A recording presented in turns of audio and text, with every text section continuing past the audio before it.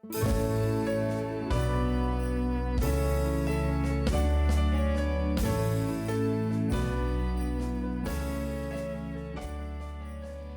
Cross is a church committed to fully enjoy and share with others the life, grace, and restoration that can only be found in Jesus. If you are unable to visit us on Sunday mornings, you can learn more about King's Cross at kingscrossva.org.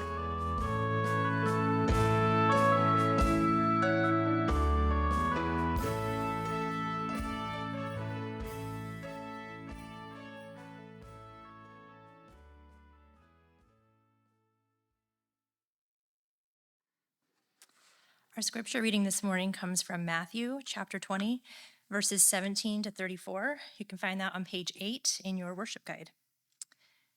And as Jesus was going up to Jerusalem, he took the 12 disciples aside, and on the way he said to them, "See, we are going up to Jerusalem, and the Son of Man will be delivered over to the chief priests and scribes, and they will condemn him to death and deliver him over to the Gentiles to be mocked and flogged and crucified.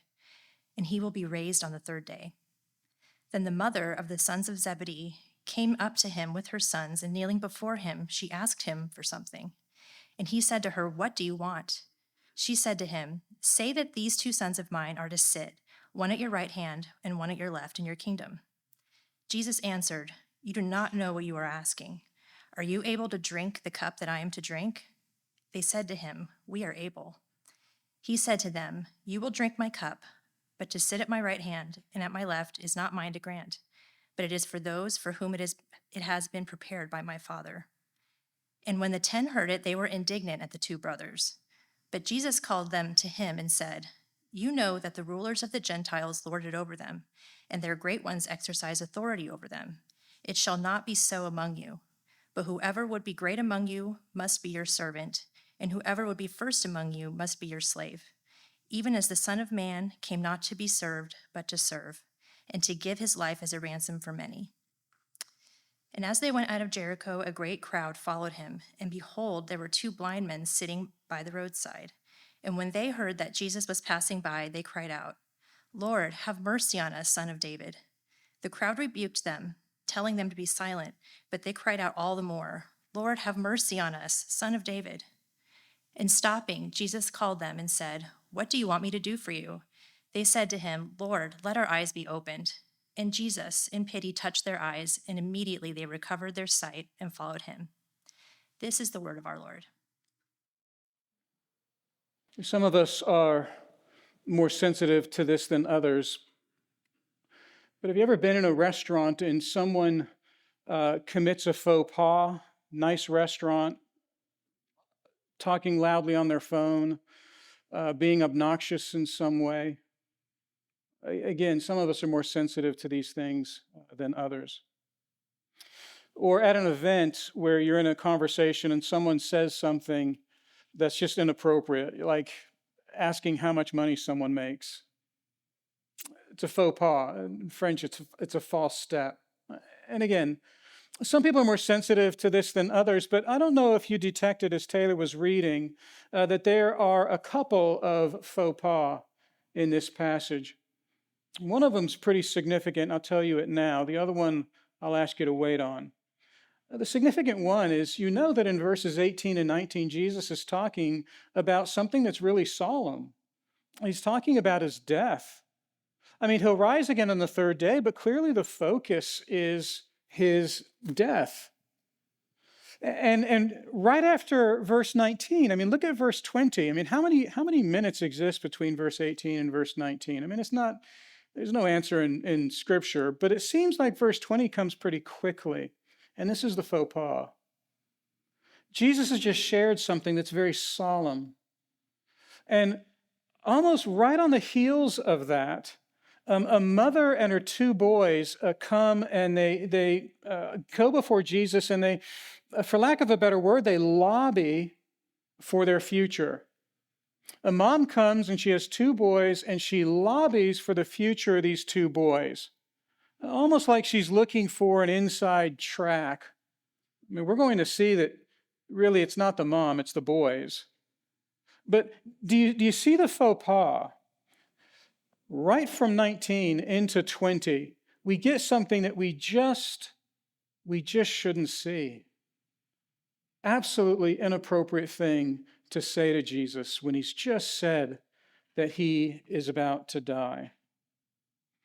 And it's almost as if Matthew, he wants us to detect this faux pas, because you jump down to verse 29, and what you see is you don't see two disciples who are a part of this socially inappropriate moment. You jump down to verse 29, and you actually see two individuals. They're not disciples, they're blind men, but they actually have the correct response. The social inappropriateness is actually committed by the two disciples. And in verse 29, we see what the two disciples should have behaved like. Can you detect that in this passage? The mother of James and John, they seem, all three of them, to skip any need for Jesus' death, and they just jump right to the benefits that might come from that. They skip right over the death of Jesus, and they jump right to the kind of benefit that they're going to get out of it. The mom says, put these boys, Jesus, on your left and on your right. Can you elevate them for whatever comes next? And the blind men don't do this at all. They immediately acknowledge their need, and they want just mercy. Okay, two men are looking for status, the disciples, and two men, they just want mercy. And here's what this passage is about. This passage tells us that the cross of Jesus is our greatest need. The cross of Jesus is our greatest need. The passage opens with the cross, and then I want to move on to ask this question: is the cross our greatest need? And then finally finish with the answer: yes, the cross is our greatest need. But the cross first, verses 17 through 19. We're preparing for the last week of Jesus. Verse 21, chapter 21, Jesus comes into Jerusalem. And so we're preparing for it. By the way, this is why I like at King's Cross, we just preach through verse by verse of the Bible, because sometimes October rolls around and we're talking about Easter. Easter's months away, but I don't think anyone here is bothered by that at all.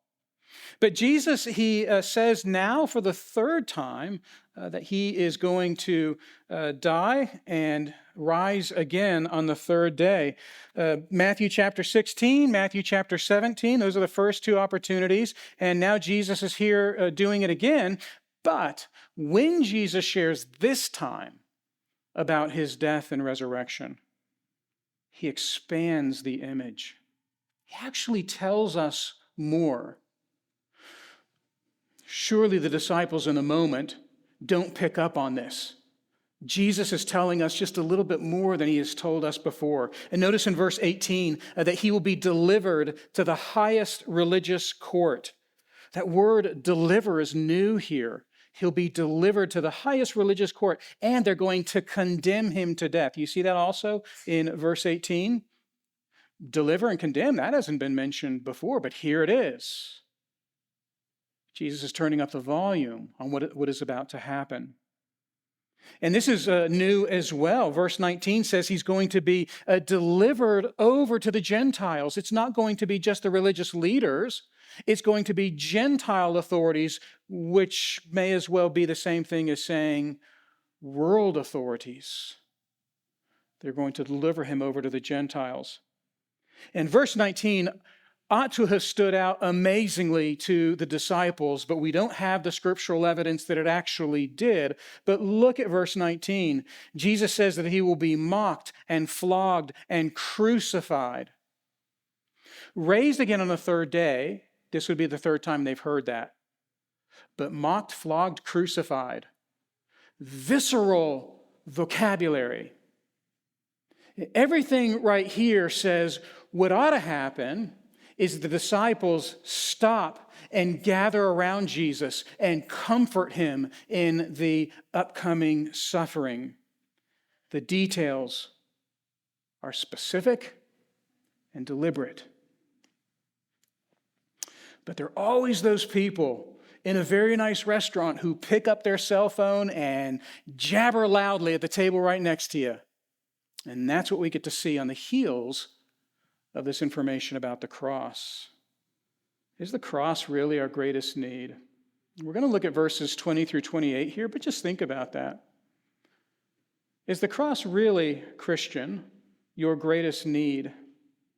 We want to begin by looking at these two disciples. The mother is a part of this, but it's more than likely James and John themselves. In verse 21, the mother, her voice says, say that these two sons of mine are to sit, one at your right hand and one at your left. You see what she's asking? She's asking that these two boys would have a certain kind of superiority in whatever is about to happen, the age to come. Whatever it is, I want these two boys to be in a position that is noteworthy. And you see what she does, don't you? You see she kneels before Jesus. You can only imagine that there's a boy on each side, and those boys are kneeling as well. She gets Jesus' attention, and she waits for Jesus to address her. And, all of this ought to feel like it's pretty respectful, but I actually want you to doubt that. It feels respectful, but it isn't. The timing seems to be critical.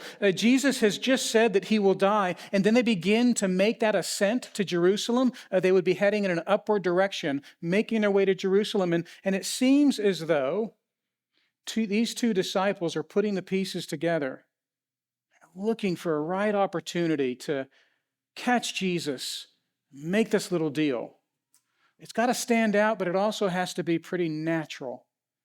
That may be why they invoke mom to come in and help. In Mark's gospel, mom doesn't play this role. It's solely on the two boys. But there seems to be some planning, and this is the moment.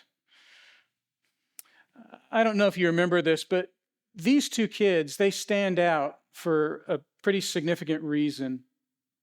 In Matthew chapter 17, when Jesus was transfigured on the mount, do you remember that scene? You remember that there are three disciples that were with Jesus, these two and Peter. Those are the ones who are with Jesus, and they were given special instructions coming down off the mountain not to share this story until the Son of Man had risen from the dead. That puts them in a position of authority. I know all of us know what it feels like to have information that others don't. You know what that feels like, right? I know stuff that you don't. And we feel pretty good about that.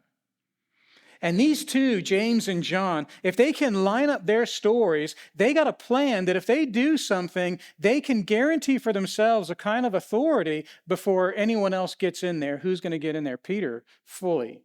Peter's another guy on the mountain. We got to beat Peter to the punch. And we need to have this conversation with Jesus to make sure that our future status is secure in this thing that Jesus has called the kingdom of heaven. These guys have been told since Matthew chapter 18 to be careful about desiring to be the greatest. That desire is strong with these two guys. Some of you might be thinking I'm a little hard on these guys. Jump down and look at verse 24. You see in verse 24 that when the 10 heard about this, the 10 were indignant at the two brothers.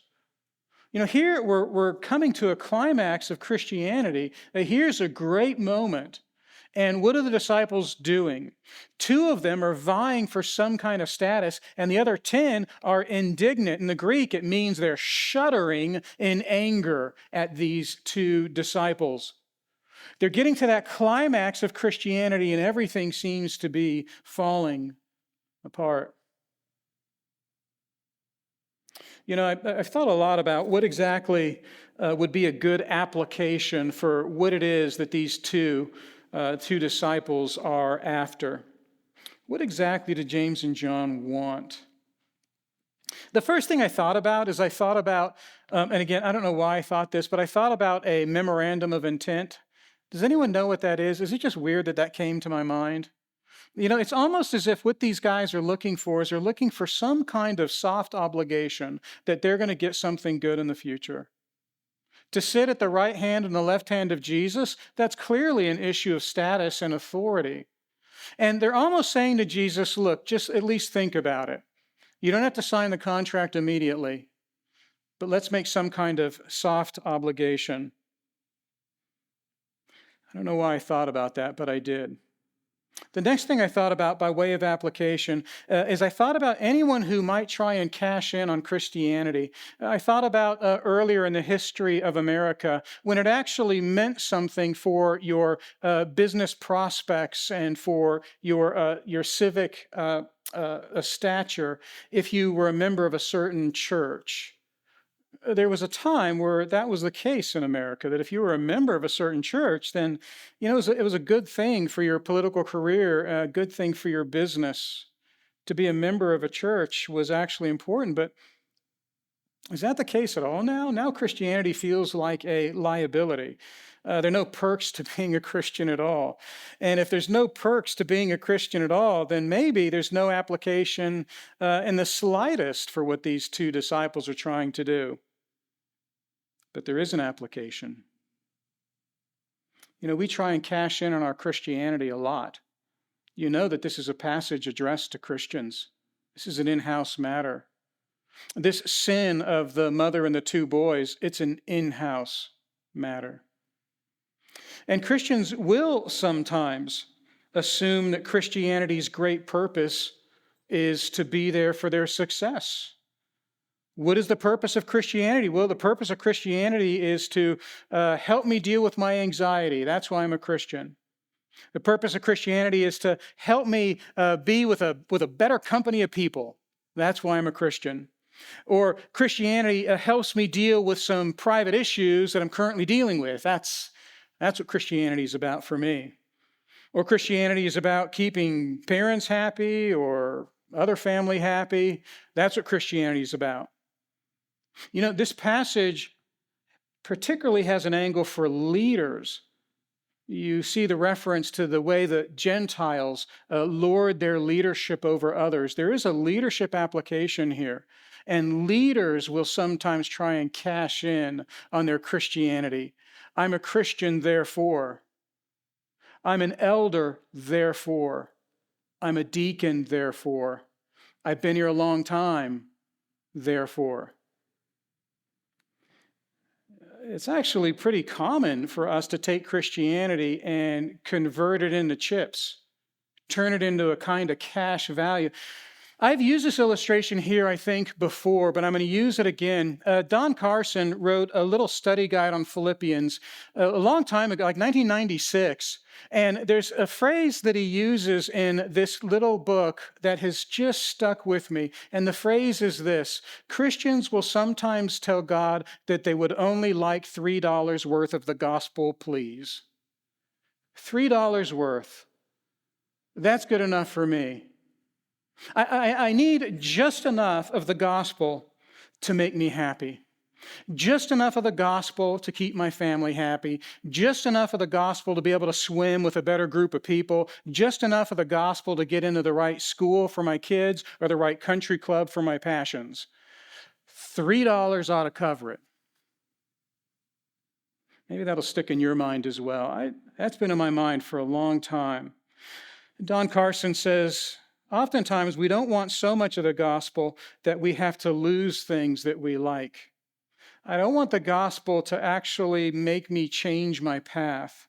I don't want to lose coveting. I don't want to lose lust. I don't want to lose having to be not so nice to people. I don't want to lose. I don't want to lose. I don't want to lose. Therefore, I just want $3 worth of the gospel. And these two disciples, they understand that Jesus is going to die a gruesome death. But what they're looking for is what they can get out of it first of all. That's what they're doing. And it's still a temptation with us today. Christian, can I remind you in this passage that Jesus is tenderhearted towards you? Would you look at verse 22? See what Jesus says. He says, you do not know what you are asking. You know, it's the woman who actually asks the question, but Jesus, he says, none of you, the three of you plural, you just don't know what you're asking. And we should hear the gentleness in Jesus' voice. He asked the disciples, are you able to drink the cup that I am to drink? To drink a cup in an ancient idiom was always to undergo some kind of experience down the road. It could be a positive, could be a negative experience. Are you able to undergo that experience? He's just been talking about his death. Clearly, he means something that is an awful and horrible experience. And look how quick the answer is in verse 22. We are able. It's almost like what they're saying to Jesus is, yeah, I got the gospel. Let's move on. And I understand. We're ready for something more. You know, I wonder if, again, this is me, not the text. I'm just imagining verse 22. And I wonder if when they say we are able, if they say it with that action hero voice, like a really deep voice, we are able. And I wonder if they put a hand on Jesus' shoulder and go, we are able. The I was born ready cliche. I just wonder. But we should be very gratified that we have such a gentle Jesus. I want us to understand what Jesus does. I want us to understand that Jesus is not taking this opportunity to chastise his selfish disciples. 2 of them have stood out among the 12 and submitted a memorandum of intent. 10 of them are angry and shuddering. And yet Jesus doesn't tell them what they should do. He tells them what he is doing. Can I say that again? He's so gentle. Jesus doesn't tell them what they should do. He tells them what he is doing. He says that he's serving them. You see that in verse 28, the Son of Man came not to be served, but to serve and give his life as a ransom for many. When you think about that for many, you should translate that as even you 3, the mom and those 2 boys, even you 10 who are arguing with the other 2. The Son of Man came not to be served, but to serve and give his life. That's what Jesus is doing, and this is so important. He's not telling them to be humble. He's telling them that he is humble. Whoever would be great among you must be your servant. Verse 26 is about our Jesus. Don't turn this into a leadership document. This is not for your leadership development. This is who Jesus is. Whoever would be great among you must be your servant. And Jesus uses the word deacon. He must be your deacon. Can you imagine? Jesus should chastise them.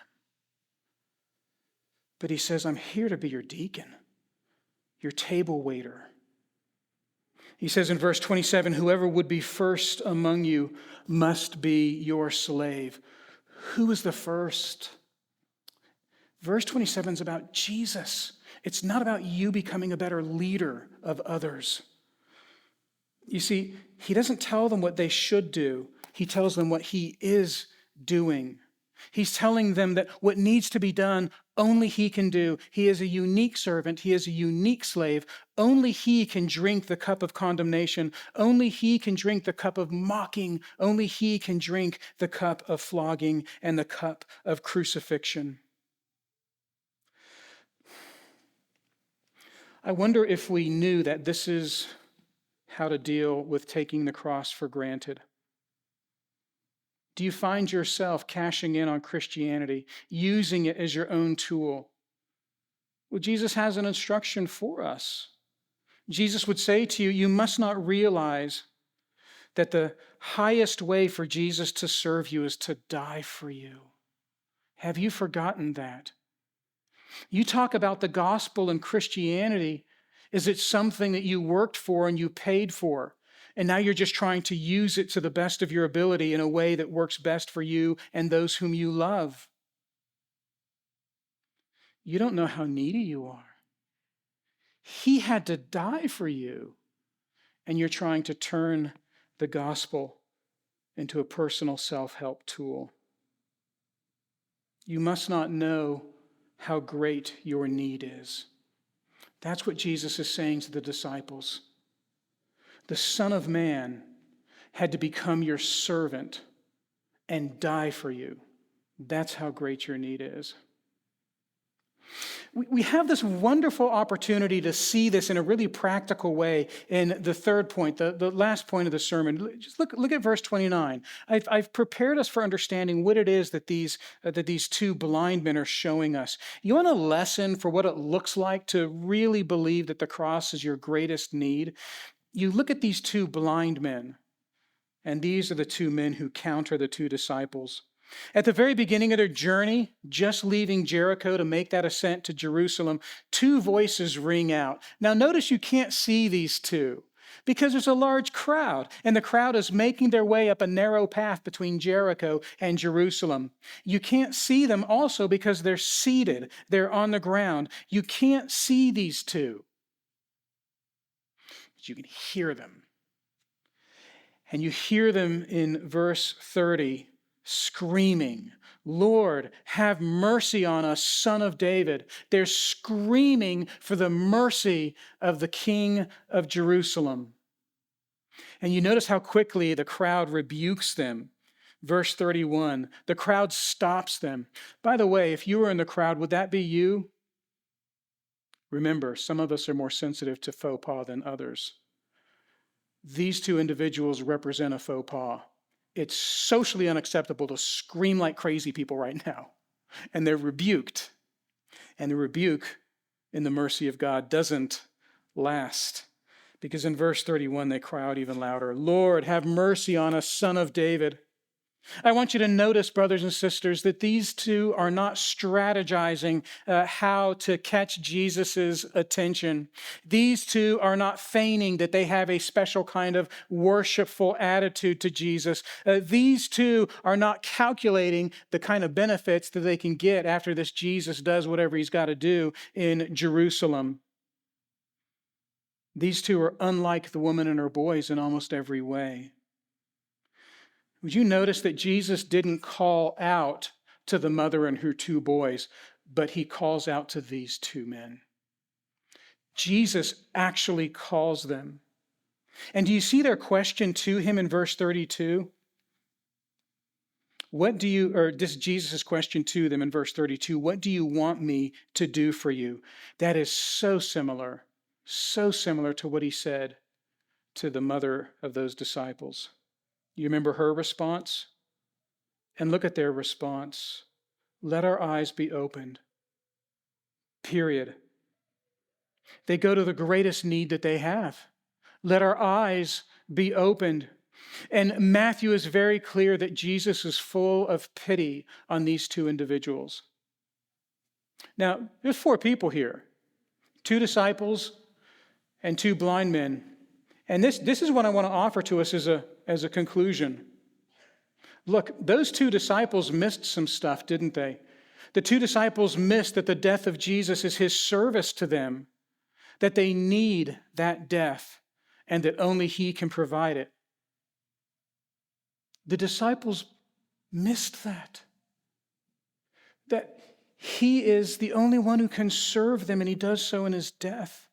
And the disciples also missed that the death of Jesus is his great compassion and pity on them. There's not a note of thanks or worship. The two disciples, they miss it.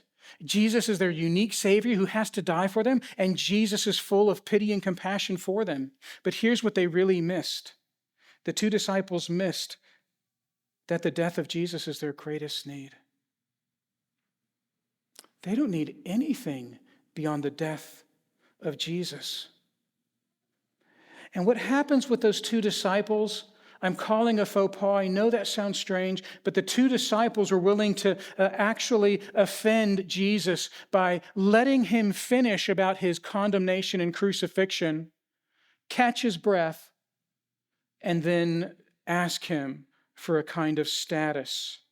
They were willing to offend Jesus by assuming that they don't really need his death, but they do really need his benefits?